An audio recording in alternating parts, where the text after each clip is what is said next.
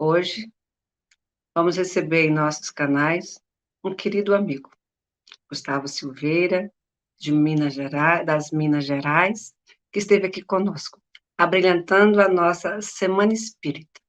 Então é com muita alegria e uma grande honra que recebemos este ser maravilhoso em nossos canais. Seja bem-vindo, Gustavo. A casa já é sua, meu amigo. Fique à vontade para trabalhar aqui o tema Justiça da Reencarnação, aqui na UFC TV e com os amigos da TV Mansão do Caminho. A palavra é toda sua, rogando votos de muita paz. Passamos para você. Que assim possa ser. Agradeço, Rosângela, pelo carinho, pela, pelo acolhimento. Cumprimento igualmente a nossa irmã Naira, que segue conosco. E dizer da alegria de poder estar aqui mais uma vez. Agradecer ao querido Barreto pelo convite e a todos que nos acompanham pelos canais de transmissão. Que Jesus, nosso divino amigo, esteja a nos envolver, nos inspirar e nos orientar nesse instante. É sempre muito bom quando nós temos então a oportunidade de compartilhar reflexões, de compartilhar aquilo que de certa forma alimenta a nossa alma. E por isso me sinto muito honrado com o convite, com a possibilidade de estarmos juntos. E o tema, a justiça da reencarnação, ele vai aparecer em uma obra bastante conhecida nossa, no Livro dos Espíritos. Justamente na questão 171, uma questão bastante comentada. Diria até que seria talvez um dos itens mais curtos, porque tem apenas uma questão, mas há um comentário extraordinário de Allan Kardec e que nós gostaríamos de explorar um pouco mais aqui hoje. Mas antes, nós gostaríamos de comentar um pouquinho sobre a justiça em si. Não só no seu caráter, mas na sua aplicabilidade. Porque quando pensamos caráter da justiça, o caráter da justiça humana, ele é diferente da justiça divina. Porque a nossa justiça humana, ela ainda é uma justiça reativa e, sobretudo, uma justiça punitiva. Então, a justiça humana, ela muitas vezes apenas reage a uma infração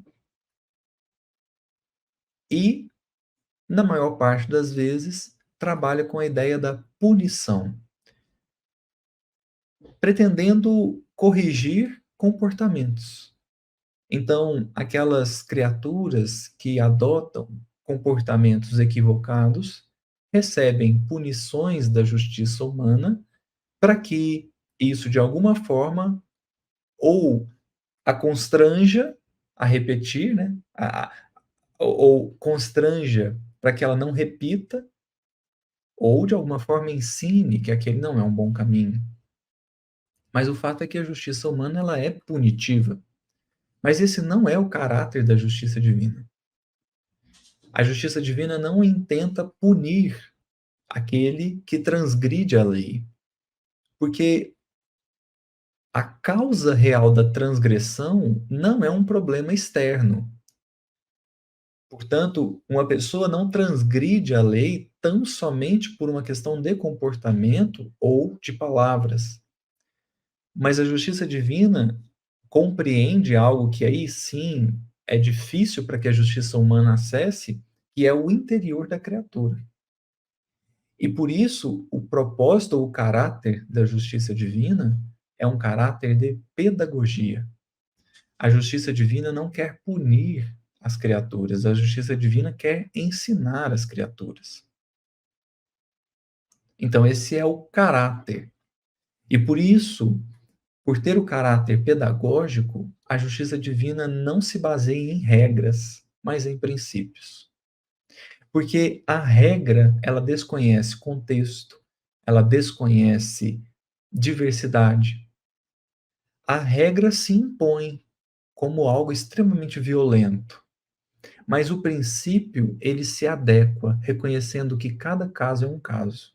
Então, a lei humana é punitiva, muitas vezes reativa, primeiro há o crime para depois a lei humana entrar, muitas vezes, né? Mas a característica geral da lei humana, que a diferencia da lei divina, da justiça divina, é que a lei humana, a justiça humana é baseada em regras. E a regra, ela não lida com as particularidades de cada qual. A regra, ela se impõe na individualidade, e isso é um processo extremamente violento, de modo que muitas vezes a gente tem uma igualdade que não é justa. A lei humana tenta se adequar para diminuir isso, mas nem sempre é possível. A regra acaba se impondo. Mas isso não ocorre com a justiça divina. Porque, pretendendo o aprendizado real da criatura, a justiça divina vai se adequando a cada caso. É por isso que, em doutrina espírita, nós vamos ver Kardec conceituar não apenas a previdência divina, que é a capacidade que o Criador tem de agir previamente. Então, a previdência divina pode até ser igual para todos. Todos têm oportunidades, todos têm o amor de Deus, todos têm as referências divinas. Isso é previdência. Mas Kardec também conceituará providência divina, que é então essa particularidade da lei. Kardec, no livro A Gênesis, ao conceituar providência divina, vai dizer que a providência divina é a solicitude do Criador para com a criatura, é a supervisão particular. É entre o pai e o filho. Porque o caráter da justiça divina é o caráter pedagógico. Deus não, Deus não se prende no erro da criatura. A questão é que o erro da criatura revela o que ela precisa aprender. Porque se errou, ainda não sabe. Ou se sabe, ainda não tem fortaleza íntima suficiente para aplicar. E, portanto, ainda há lições a passar, ainda há conhecimentos a adquirir e ainda há caminhos a percorrer. E, portanto, a justiça divina vai se adequando a cada caso. Esse é o caráter da justiça divina. Mas quando a gente pensa na aplicabilidade, aí a lei humana até de certa forma se parece com a lei divina, porque há algo de há algo conceitual na justiça que nós precisamos pensar para poder entrar aqui no tema justiça da reencarnação. Quando nós pensamos lei e quando nós pensamos em justiça, é muito natural que a gente busque direitos. Então eu quero saber dos meus direitos. Quais são as ferramentas, quais são as garantias que a lei me dá e que me favorecem dentro da minha vontade, dentro do meu desejo. Quais são os meus direitos? E, sobretudo, quem os garante? Quais são os meus direitos e quem os garante? Então, nós vamos perceber, por exemplo, que todos nós, independente de local onde mora, independente da língua que fala, independente da cor da pele, todos nós temos direitos. Direitos que são garantidos muitas vezes pelo Estado, ou muitas vezes o Estado obriga que algumas instituições nos deem alguns direitos. Daí, por exemplo, o Código de Defesa do Consumidor. O Estado obriga as empresas, obrigam os prestadores de serviços a nos garantirem direitos. Mas é aí que uma coisa fica interessante. Quando a gente pensa o nosso direito, para que ele seja garantido, a lei, a mesma lei que me dá o direito, precisa prescrever, precisa ditar um dever a um outro.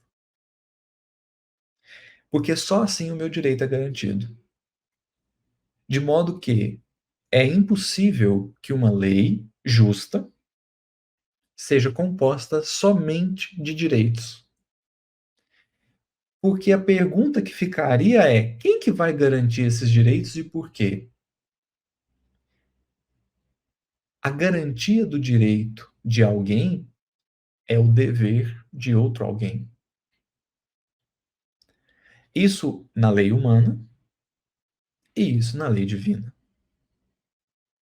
Uma lei não pode ser composta só de direitos, senão ela é injusta. Ou, o que é pior, ela pode ser impraticável. Impraticável. Então, toda lei, toda justiça, ela tem direitos, mas ela tem deveres. Porque se ela tentar ter um sem ter o outro, ela estará desequilibrada. Falamos, falamos dos direitos sem os deveres, mas pensemos numa lei só com deveres. Ela seria insuportável, porque a vida não experimentaria estabilidade. A estabilidade da vida, ela vem justamente através de uma coordenação muito adequada entre direitos e deveres. E eu não posso querer apenas os meus direitos, porque junto com eles eu precisarei abarcar também os deveres. Se eu pretender só os meus direitos, no melhor dos casos eu estou sendo injusto, e no pior dos casos eu estou sendo cruel. Por isso que nós vemos tantas deturpações hoje em relação à própria vida, porque muitos querem apenas os seus direitos, não percebendo que os seus direitos só serão garantidos mediante o cumprimento de deveres. E por isso, quando nós pensamos no tema justiça da reencarnação, nós precisamos pensar no nosso direito, que é uma bênção, mas nos nossos deveres perante a reencarnação, sem o que nós experimentaremos por muitos e muitos séculos sofrimentos desnecessários, porque quisemos apenas os direitos e esquecemos dos deveres. É exatamente por isso que, para hoje, nós gostaríamos de passar em duas questões do Livro dos Espíritos, embora o tema justiça da reencarnação esteja diretamente ligado a apenas um, que é a questão 171 que nós estávamos dizendo. Essa é uma questão fundamental. Essa é uma questão fundamental. Kardec pergunta diretamente em que se funda. Ele usou a palavra dogma, mas como no título ele usou a palavra justiça, a gente pode entender que ele usou o dogma num sentido muito particular. Em que se funda o dogma da reencarnação? Em que se funda a lei da reencarnação? Antes de adentrar propriamente na resposta, há algo interessante a ser comentado. Sócrates, o grande filósofo, né, deu início a um tipo de filosofia que a gente busca até hoje, que a gente faz até hoje, certa vez foi comentar sobre a reencarnação. Sócrates era reencarnacionista 300 e poucos anos antes de Cristo. Por isso que Kardec vai escrever aquele item, Sócrates e Platão, precursores da doutrina espírita, lá no Evangelho segundo o Espiritismo. Sócrates vai comentar sobre a reencarnação. E ele observa, ou ele deduz a reencarnação a partir de um princípio fundamental, que tá na natureza. Está na natureza. Sócrates observa que a natureza ela é construída em dualidade. Tem o quente, tem o frio, tem o rápido e tem o lento. Tem o forte e tem o fraco. Tem o sábio e tem o ignorante. E o que Sócrates, de maneira muito perspicaz, o que ele, o que ele enxerga é que essas dualidades elas vão como que trocando os momentos. Então, existe um momento em que a pessoa é forte, depois ela é fraca, e depois ela torna a ser forte. Existe o lento que pode virar rápido e que pode tornar-se lento de novo. Existe o sábio que vai ensinando ao aprendiz para que aquele aprendiz também se torne um sábio a ensinar novos aprendizes. E assim a vida vai se construindo com base numa troca dessas dualidades. Dessas dualidades. Então, o que era rápido se torna lento, o que era lento se torna rápido. E aí Sócrates vai percebendo essas mudanças que vão variando entre um extremo e outro. E aí ele faz a pergunta: é natural pensar que um venha do outro. O sábio foi um ignorante. O rápido antes estava lento. O forte antes foi fraco. E aí Sócrates pergunta: qual é o oposto? Qual é a dualidade do vivo? E aí o interpelado responde: morto. E aí Sócrates diz: portanto, observando a natureza, é muito natural pensar que o morto, que o vivo de hoje era o morto de ontem, e o morto de hoje poderá ser o vivo de amanhã. E aí Sócrates, de maneira muito simples, confirma que algo que Emmanuel vai dizer no livro Caminho, Verdade e Vida, capítulo 110, Emmanuel diz assim: a reencarnação é lei universal. E, de fato, está presente em todos os reinos da natureza o princípio de alternância dos estados. Ora está desencarnado, ora encarnado, depois desencarnado, depois encarnado. E isso é muito natural. Por isso que nós não entendemos a palavra dogma aqui como uma imposição, mas como uma constatação de algo que pertence a todos os reinos da natureza, à criação infinita. E aí os espíritos vão responder: em que se funda o dogma da reencarnação? Na justiça de Deus e na revelação. Como é que a gente entende reencarnação? A justiça de Deus, porque se nós pensarmos justiça, e é o que eles vão convidar a gente a pensar aqui, se nós pensarmos justiça, a gente compreende que uma vida, uma existência só não é adequado. Mas o dogma também se baseia ou se funda na revelação, porque isso foi revelado ao homem. Por mais que já tivéssemos pensado a respeito e até, de certa forma, confirmado a tese, a reencarnação, a ideia da reencarnação se funda na revelação, porque isso é revelado ao homem. Então, na justiça de Deus e na reencarnação, pois incessantemente repetimos: o bom pai deixa sempre aberta a seus filhos uma porta para o arrependimento. Não te diz a razão que seria injusto privar para sempre da felicidade eterna todos aqueles de quem não dependeu o melhorarem-se? Não são filhos de Deus todos os homens? Só entre os egoístas se encontram a iniquidade, o ódio implacável e os castigos sem remissão. Aí a ideia de justiça. É o que depois São Luís, lá para o final do Livro dos Espíritos, nos convidará a refletir. Seria justo punir por um tempo indeterminado uma criatura que faliu, que errou num tempo determinado? Errou por 80 anos. Quanto tempo merece sofrer? A eternidade inteira? A conta não fecha. A punição está desproporcional. Então, a justiça divina dá um direito da reencarnação.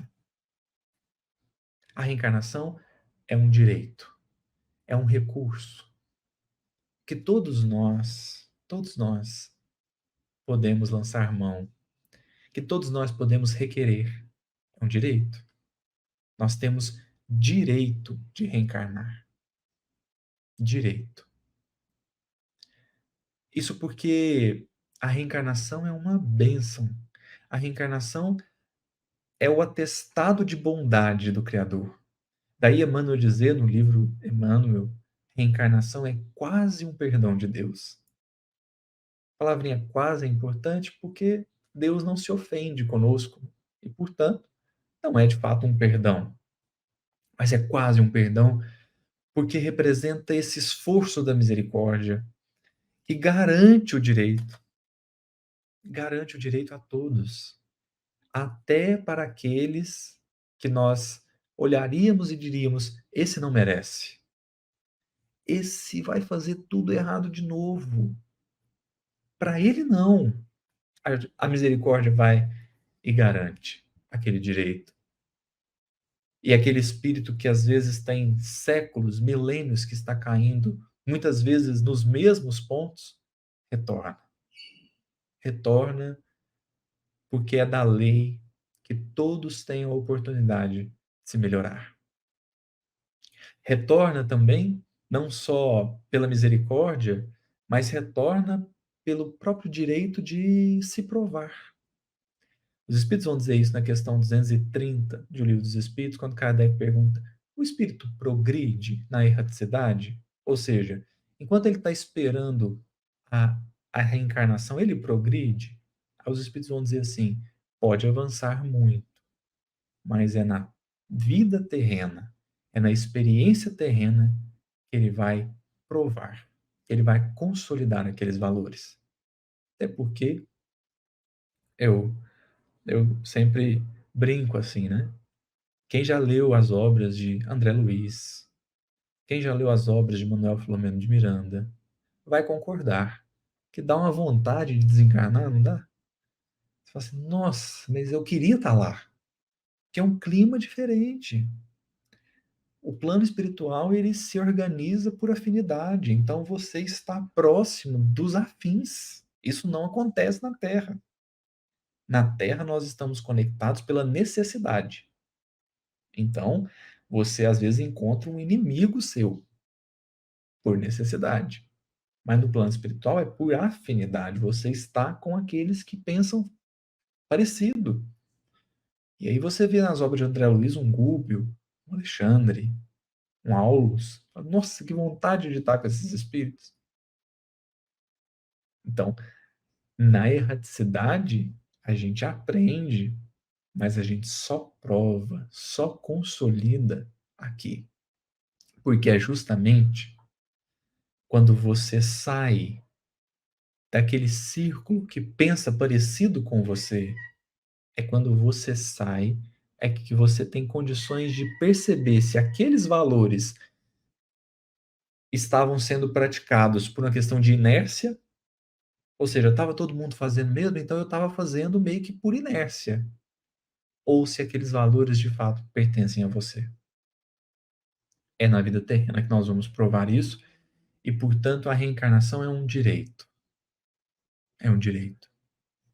É um direito de eu conseguir solidificar esse crescimento moral dentro de mim. Um direito que está para todos nós. Mas, como comentávamos no início, a justiça, para ser justa e possível, ela não pode ser só de direitos. Então, nós temos todos, perante a reencarnação, o direito de renascer. Nós temos todos o direito de voltar à Terra, merecendo ou não merecendo. Mas nós temos, perante a reencarnação, um dever. Um dever que, se não cumprirmos, pior será para nós. E dizemos isso não como uma apelação ao medo, mas para uma busca de conscientização. A ideia não é ficar com medo do que poderá vir, mas conscientizar-se de que nós temos condições de aproveitar bem a reencarnação. É por isso que gostaríamos de trazer também aqui, igualmente, a questão 195 de O Livro dos Espíritos. Kardec faz uma pergunta importantíssima e eu diria genial. Porque o direito da reencarnação está garantido para todos, de maneira indefinida. Kardec chega a perguntar no Evangelho segundo o Espiritismo assim: qual o limite da reencarnação? Ou seja, quantas vezes uma pessoa pode reencarnar? Qual que é o limite?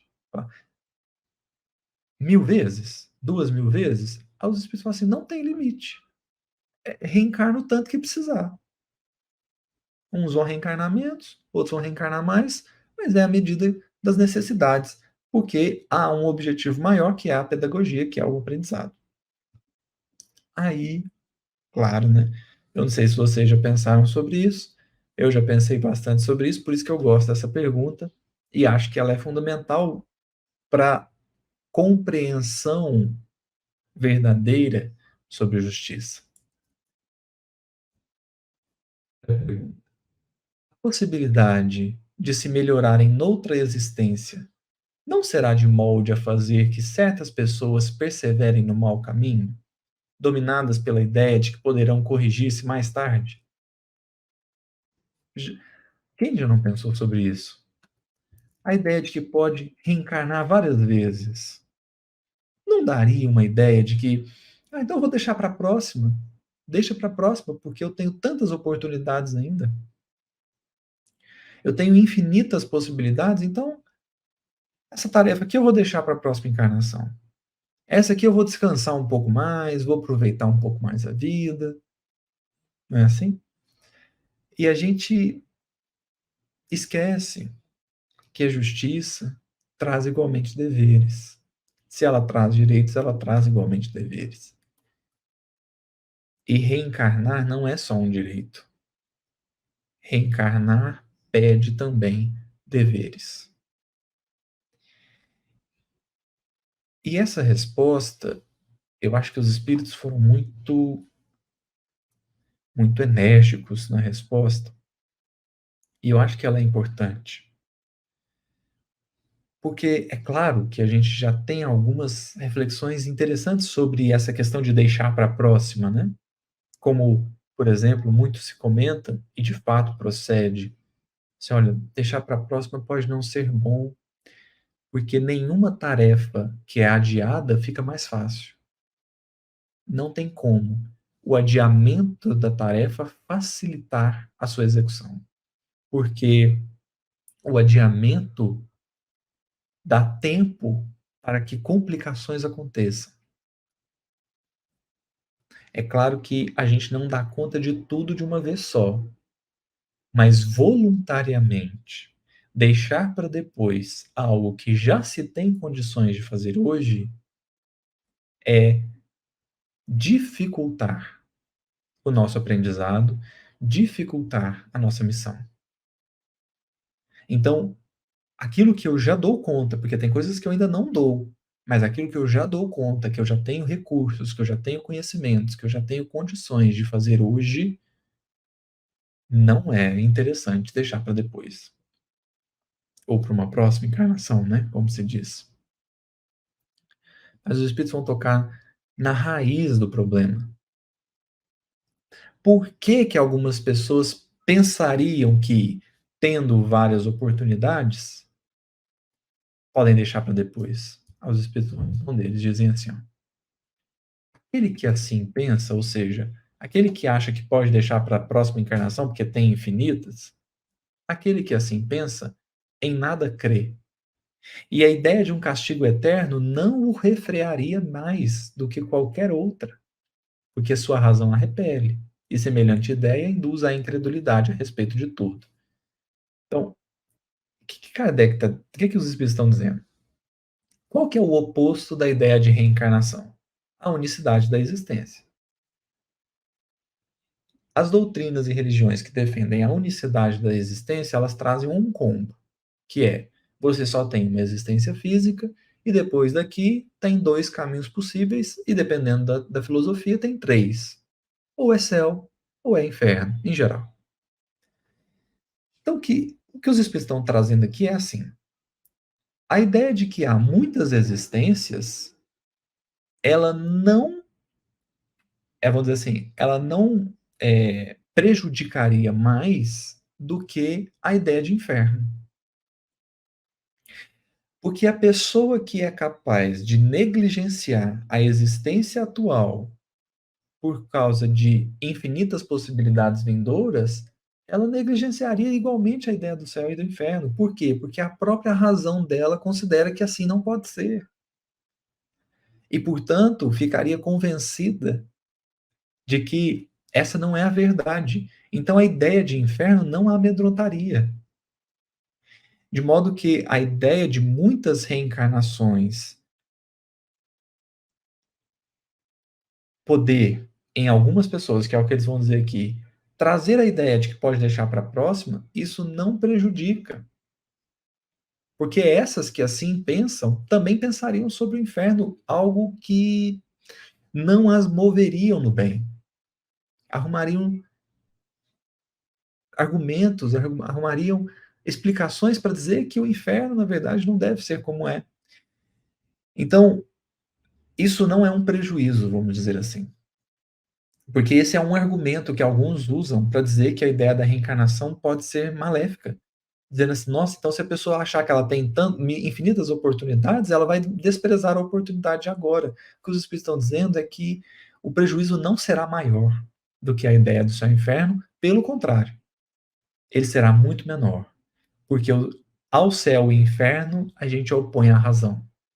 Mas a ideia de deixar para depois, porque tem infinitas, aí é mesmo só as pessoas que em nada creem é que alimentariam essa ideia. Aí os espíritos vão dizer assim: de fato, um espírito imperfeito poderá, durante a vida corporal, pensar como dizes, mas, liberto que se veja da matéria, pensará de outro modo, pois logo verificará que fez cálculo errado, e então sentimento oposto a esse trará ele para a sua nova existência. A pessoa pensa que pode deixar para a próxima aquilo que ela já poderia fazer nessa, somente durante a vida corporal. Tão logo se veja liberta da matéria, tão logo tenha desencarnado e tomado consciência do seu novo estado, ela perceberá o equívoco. Ela perceberá o equívoco. E aí os espíritos terminam, né? É assim que se efetua o progresso. E essa é a razão por que, na Terra, os homens são desigualmente adiantados. Uns já dispõem de experiência que a outros falta, mas que adquirirão pouco a pouco. Deles depende o acelerar-se-lhes o progresso ou retardar-se indefinidamente. E aí, Kardec vai fazer um comentário extraordinário, nos fazendo pensar que a ideia de múltiplas existências, na verdade, deveria nos fazer aproveitar melhor essa. O homem, diz Kardec, o ser humano, que ocupa uma posição má, deseja trocá-la o mais depressa possível. Aquele que se acha persuadido de que as tribulações da vida terrena são consequência de suas imperfeições, procurará garantir para si uma nova existência menos penosa. E esta ideia o desviará mais depressa da senda do mal do que do fogo do inferno em que não acredita. Então, o Kardec está trazendo para nós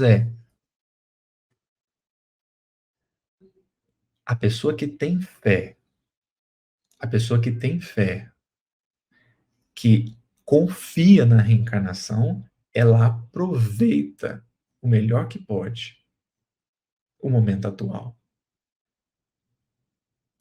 Porque reconhece que, com base no que fizer hoje, poderá ter uma posição melhor amanhã.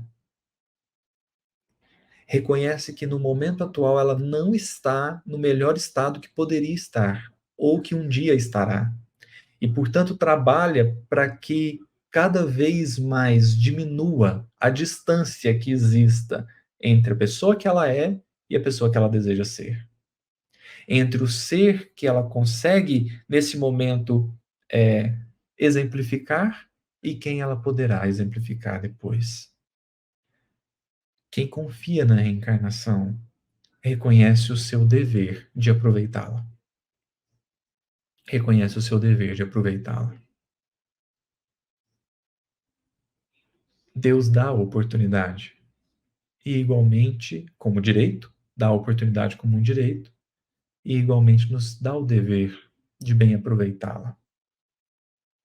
É como pensar, e gosto muito de pensar assim, que a reencarnação é um vestibular, é um concurso, é uma prova que a gente vai fazer, embora se tenha infinitas oportunidades de se prestar um vestibular, embora hajam infinitos concursos, eu quero passar no de agora. Eu quero fazer bem o de agora. Só que essa visão, ela depende da fé perante a vida, né?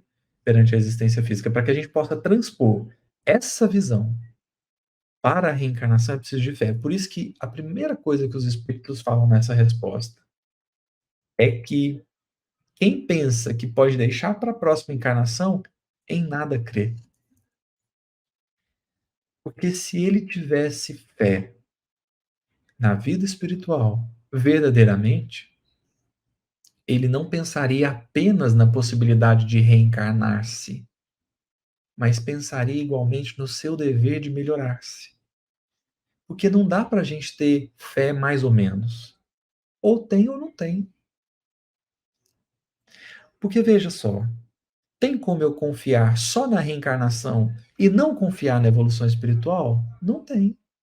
Ou eu confio nos dois, ou eu não confio em nenhum. Se eu acredito, eu confio na reencarnação, mas não confio, não penso no meu dever de melhorar-me, então, na verdade, eu não entendi nada. Eu não entendi nada.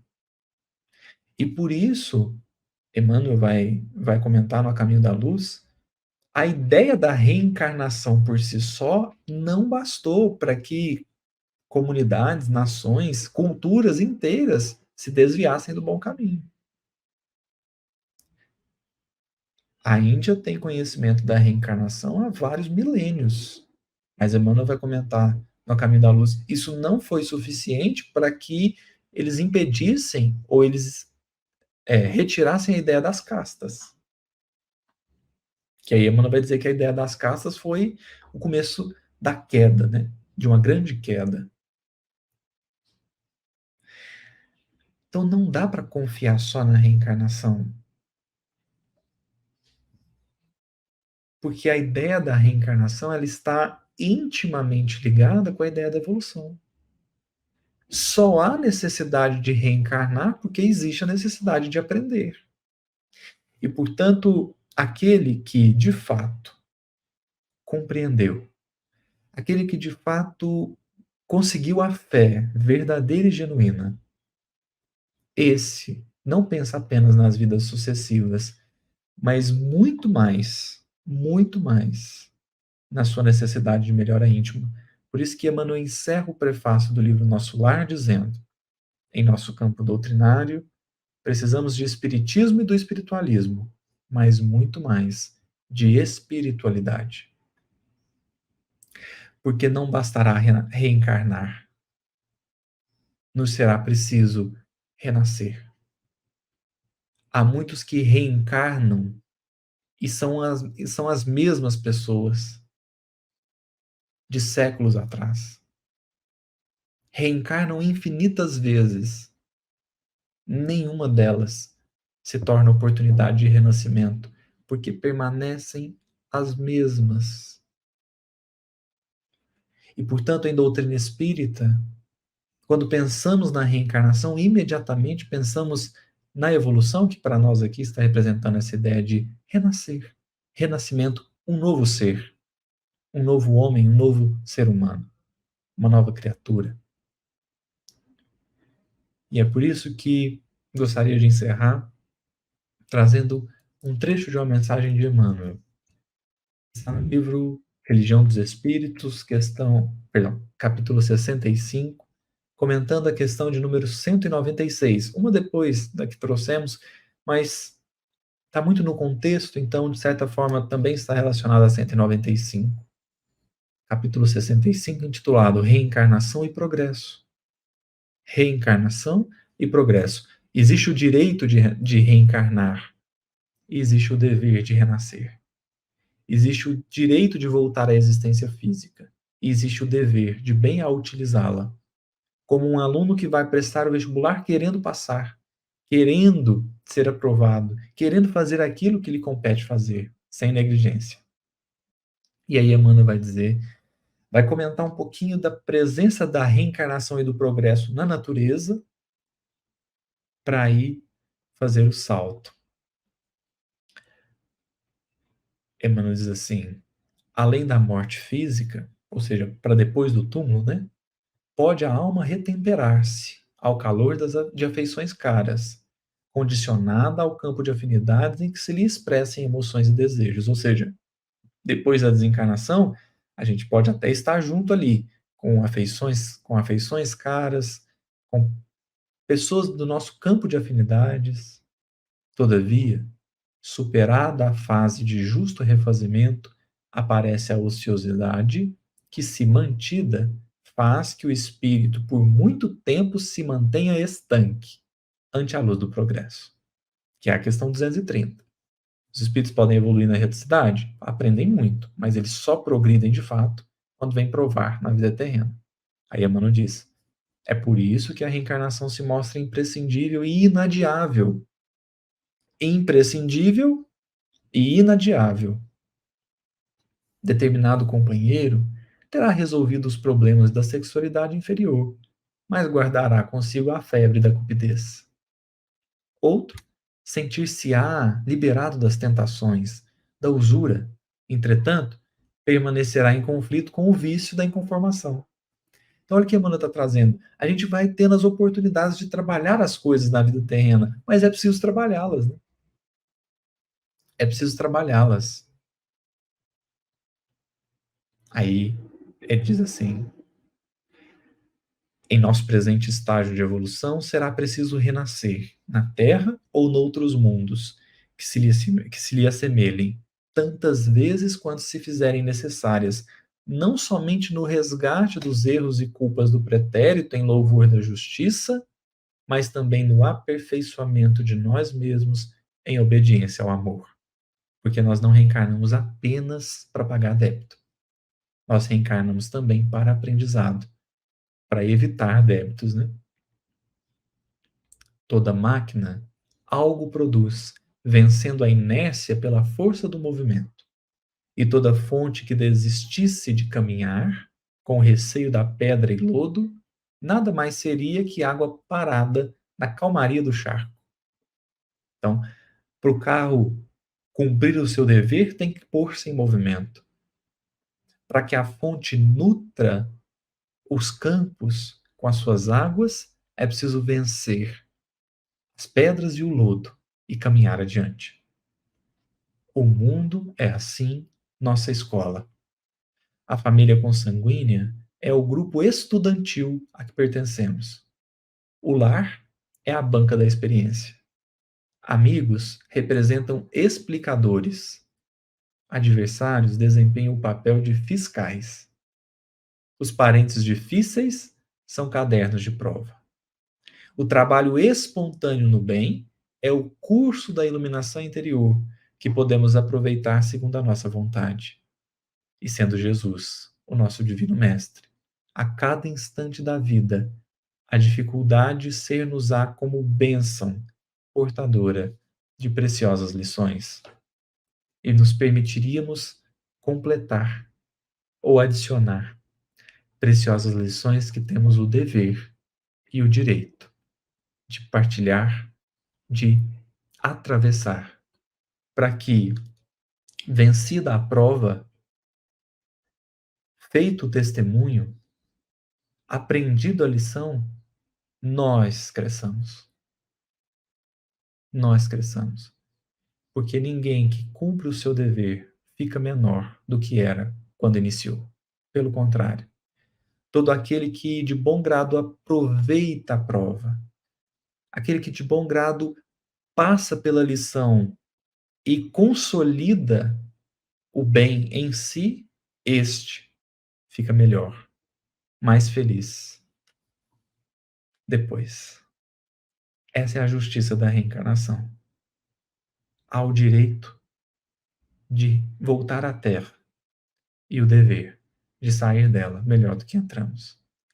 Se assim fizermos, construiremos em nós não só o edifício do bem, alicerçado no amor, mas também a sabedoria alicerçada no conhecimento e na experiência. O avanço integral do espírito, que melhora não só em moral, mas também em sabedoria, em inteligência.